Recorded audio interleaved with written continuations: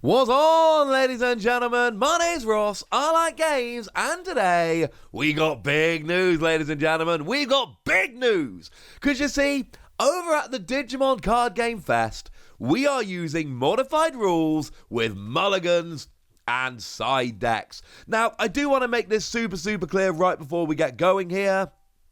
Just to be clear, we are not talking about an actual change in the rules. That would be weird. We are talking about a set of rules which are being used as a test at these particular events. And that is really important. I've already seen a bunch of people saying, huge rule change, this changes everything. No, it doesn't change everything, ladies and gentlemen. It does not change everything. It changes the rules at Card Game Fest. And in fact, over on the official post, before they get to the rules, they say, note, in capitals, these rules are only for Card Game Fest, not regular store events. However, this is still huge, gigantic news, because okay, it's only for now, but they're clearly testing it. And the only reason you would test it is if you wanted to see how it worked, and the only reason you would want to see how it worked is if you were potentially thinking about doing this in the future. So no, the rules haven't changed. No, this doesn't change everything, but it does give us some actual real proper events with mulligans and side decks, and it does give us a hint that this might be happening again in the future. As a side note, I've had a bunch of people ask me, am I going to be going to any Digimon Card Game Fest? No, because my son is due to be born on the 17th of February, which is right around when the events in the UK are happening. There is absolutely no way I can make them with the impending birth of my son. I'm going to be missing these, which is gutting. So, with all of that out of the way, mulligans. After players have placed their security and drawn their starting hand, they may review their hand and mulligan. To mulligan, you place all cards in your hand to the bottom of your deck. Do not shuffle. Do not replace your security cards. Draw 5 new cards on the top of your deck, and it is 1 mulligan only. Subsequent mulligans are not permitted.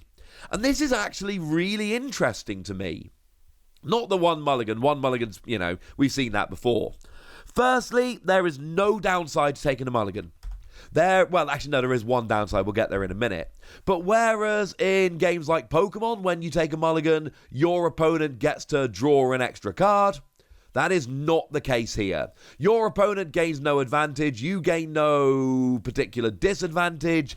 It is just, if you want a second chance to draw a better opening hand, you can. But there is a weird thing going on here in the decision to mulligan, and that is that the cards that you mulligan away, the opening hand you choose not to keep, is put to the bottom of your deck. So let's say, for argument's sake, you draw an opening hand and you end up with a bunch of level 6s and 5s and no 3s and 4s. Well, you can mulligan, because 5s and 6s are not great in the early game. You want to be building up to them, evolving up and all of that. The thing is, this is a game with very little search. We don't really search our decks in Digimon. And we don't really shuffle our decks in Digimon. Which means when cards go to the bottom of your deck, they generally stay there. Decking out is not something that tends to work very well. It's not something we seem to do very well. It's not really a viable strategy in the game at the moment. So, and yeah, I'm sure there are exceptions here and there. But as a general rule, when a card in Digimon goes to the bottom of your deck, it stays there because we don't have the search, the shuffle, or the draw to get cards off of the bottom of our deck back into our hand. Which means if I have a hand full of 5s and 6s, and I choose to mulligan, those 5s and 6s are gone. And I'm not getting them back. And there is a very good chance that for the rest of the game now, I'm not going to have access to those 5s and 6s. And that could be devastating, honestly. That could make a real big difference in your decision to mulligan or not. There are going to be games where you look at it and you want to mulligan, but then you go, well, hang on a second, if I mulligan, I'm losing these cards, and I might not be able to draw back into them, and that's not something I'm willing to give up. That makes things very interesting to me indeed. This is something that I'm going to be keeping a bit of an eye on, because I don't want to be putting these bigger cards back on the bottom of my deck and hoping I draw into them in the future. I kind of want access to them now.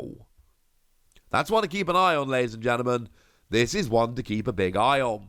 So there's Mulligans. In a way, yes, they do reward worse deck building.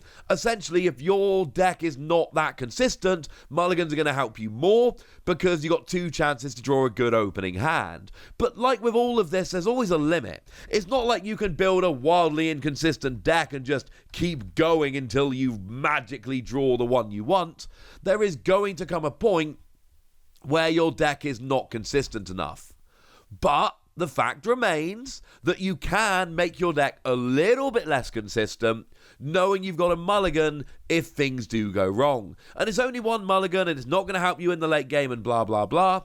But the fact remains that if you've made a deck which is less consistent, you're going to draw a bad opening hand more often. This is going to help you. Consistent decks are still probably going to win out, but this is an important point. Now, as for side decks, players will be permitted to bring their main deck of 50 cards and a side deck of up to 10 cards. Side decks may include main deck and Digi-Egg cards. The limit on copies of cards with the same number that can be included applies to the total cards in your deck and side deck. Don't know why you would want to, but you can't have 5 or 6 of the same card between the two. If rules or effects change the limit on copies of cards that can be included, the limit applies to the total cards in both your deck and side deck, so your level 5 Argamon is still a one-of, regardless of your side deck and your main deck. Although again, I don't know why you would want a second copy in your side deck. The contents of the side deck are considered a secret area and should not be shown to the opponent. Both players should count out their side decks in view of their opponent to confirm how many cards are in there at the start of each match. Your side deck may be returned to a deck box for safekeeping, which must be kept on the table in view of both players. After the end of each game in a match, players may choose to swap cards into their deck from their side deck. The same number of cards must be swapped between each deck, i.e. there must always be 10 in your side deck and 50 in your deck when you start your game. Please keep the time between games to under 3 minutes. All preparation for the next game and exchanging of cards between the main deck and the side deck must be carried out within these 3 minutes, otherwise slow play would be a thing. Players may be penalised if a judge determines them to be wasting time between games. Before the start of each game, if a player has a side deck, they should present it to their opponent face down. The number of cards in the side deck is public information, but a player is not required to reveal how many cards were swapped between games. Players are not permitted to review their side deck contents during a game, i.e. you're not allowed to look at it while you're playing. At the end of a match, players must return their decks and side decks to the original states. If a player receives a game loss penalty prior to the start of the first game, players are not allowed to switch cards out from their side deck before the start of game 2. What that basically means is you can have 10 extra cards, and after game 1 and game 2, but not before game 1, you can swap some cards out. And my worry with side decks all goes into the nature of Digimon. So Bancho Stingmon to me is a great example of why side decks can be good or could end up being a problem. It is a level 6 green. But unlike in games like Pokemon where you've got to use the same evolution line, Bancho Stingmon, a level 6 green, can digivolve from any level 5 green whatsoever. So if I want to add Bancho Stingmon into my deck, I just can. If I'm playing a green deck, I can just whack Bancho Stingmon in. But the thing is, Bancho Stingmon is really good against 12,000 power Digimon and above. And kind of rubbish otherwise. Because you've got piercing, and when you're attacking, if you're attacking a Digimon with 12,000 power or more, you gain 7,000 power, puts you up to 16, which is higher than the vast majority of level 7s, and security attack +2, plus you got piercing, so you take out a big Digimon and then free security cards, and because you got 16,000 power, the chances are your opponent is not going to have anything in their security, which is going to delete you. But against decks that are playing 11,000 power or below, playing things like Rookie Rush, Bancho Stingmon is rubbish, and you don't want to play it. So the deck I am playing against is going to massively impact how good Bancho Stingmon can be. It's a great side deck card. Something like Nidogmon. You've got Digiburst 4, suspend all of your opponent's Digimon with 5,000 power or less, then place all of your opponent's suspended Digimon at the bottom of their deck in any order. If you're against a deck with a bunch of big Digimon, this is not that great, because you've got to hope they're suspended. But against, say, Rookie Rush or decks along those lines, you are going to suspend all of them and completely board wipe. So I might find myself wanting to play Bancho Stingmon and wanting to play Nidogmon and trying to decide between them. Side deck is going to really help. But we've also got a bunch of cards in Digimon that are egregious in side decks. Take something like Tumon. Your opponent can't gain memory except with Tamer effects. Well, I can just put Tumon in my deck and hope, or I can put it in the sideboard. And if I'm against a deck like, Darkdemon is one which I'm a big fan of, and I've seen D-Brigade doing better and better as time goes by here. I've seen some decks doing well at these finals. When I play, I return up to 5 Digimon cards with D-Brigade in their type from the trash to the top of your deck in any order. For each card returned this way, gain 2 memory.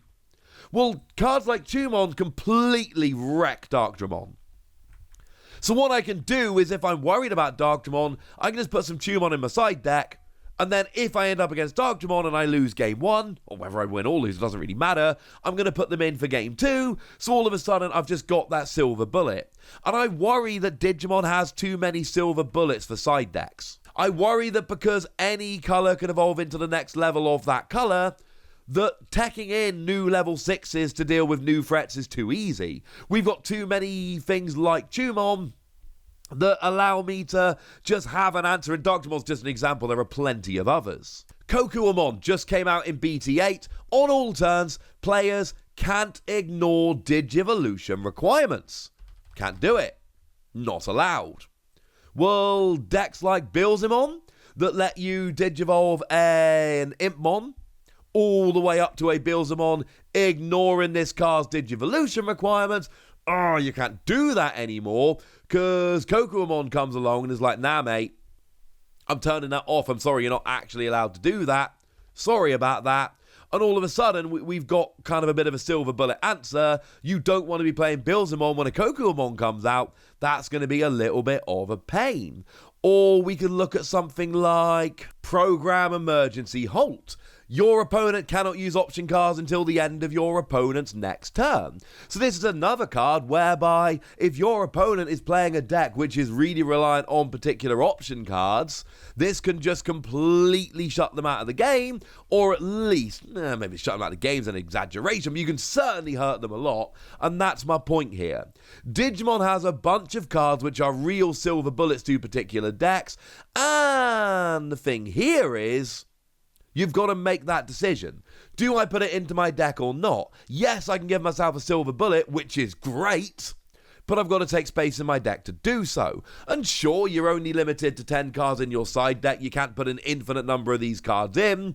But I know every time I'm making a green deck at the moment, I am always having that decision with myself. Do I play Bancho Stingmon or not?